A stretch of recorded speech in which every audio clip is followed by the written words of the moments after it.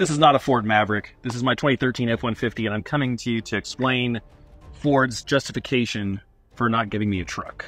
Let's talk about this last email I just got. It says they have good news that key commodity holdups that have impacted the auto industry are easing up, allowing us to complete production on most Maverick orders with a 2-liter EcoBoost. I didn't order an EcoBoost. Unfortunately, battery availability continues to be an issue for Maverick orders with the hybrid engine. And then they say they'd love to tell you how this would impact the order process for 2024 Mavericks. I'm going, this is the first hint at being bumped. I have a feeling I will be bumped an entire year to be able to get a 2023 Maverick. Now it's going to be a 2024 Maverick. And if I'm honest, my spirit is starting to break because it's been over 9 months. I could have impregnated my wife, and yet I'm failing to fertilize the Ford order banks. And so now I'm seriously considering other alternatives. Toyota just came out with a revised 2022 Tacoma, including a turbocharged engine and a manual transmission. That'd be fun. Oh, Toyota may be bringing back the Stout. Who knows? I saw some press release that Volkswagen is going to release something called a Stout. There's going to be a lot of other small truck options. Plus, people have commented on past videos that the Chevy Colorado is a good option. So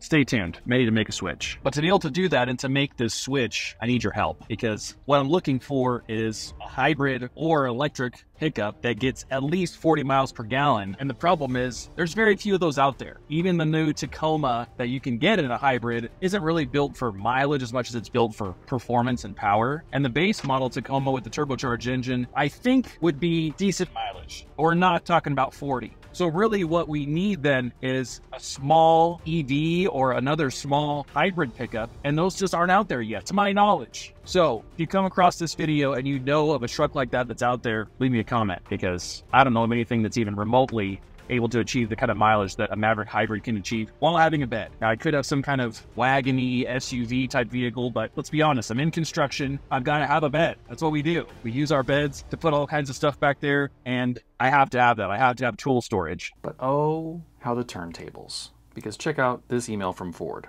And Ford is so funny here. They really rub it in. They said, we're going to give you an update on your order. Darn it. So here's your update. Granted, they're actually struggling to deliver me a truck, but boy, by golly, they can give me an update.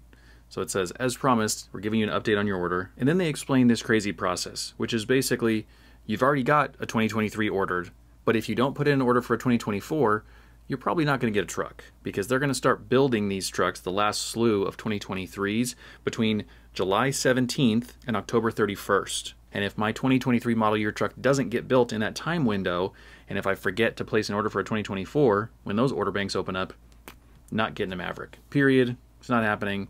Got to pay 45 grand for one, secondhand. Instead of doing that, what I'm going to do is what they recommend that I do, and that's talk to my dealer and say, hey, let's place an order for a 2024, and then they claim that they will compensate me through my dealer to offset any non-equipment related price increases. So let's say my same truck, not talking about any kind of added equipment or whatever, goes up $500 in price. Ford to some degree will compensate me for that. I don't know if that's $50 or the whole difference or what that really means, and maybe Ford doesn't either. But for now, what I've got to do is have 2 simultaneous orders for Ford Mavericks. Pretty goofy, pretty silly, but that's the plan. So the question is, with this new Maverick order that I'm going to place for 2024 on July 17th, first thing in the morning, I just realized that's a very busy work day for me. Well, I'll have to figure that out too. On July 17th in the morning, will I get my same exact order that I had before, which is kind of a base model Lariat hybrid, or should I go in the completely opposite direction and say, hey, let's try and guarantee that I actually get a truck here and get an EcoBoost and get like a really cheap base model truck. Still going to get 25, 30 miles per gallon, which is better than my F-150 that's parked outside. And in the meantime, could be kind of fun to have a turbocharged, potentially modified little fast runabout truck. Is that the way to go? Or do I stick with something closer to my original spec and just kind of sit back and cross my fingers and hope that I get a hybrid? I don't know. Leave me a comment on what you would do and what you think is best. I really wanted to get 3 times better gas mileage than I get, because my F-150 gets 16. This new Maverick hybrid should get 45, something like that. And then the other tricky thing is, if I want to go into the Ford website now, the build and price site, and try and figure out what I want to get and what the differences are in price and all that, the online configurator is not up as of right now. So how am I supposed to know if I'm opting into a big price change or what the colors options are or anything like that? I have no idea. All I can do is call my dealer and try and figure this out.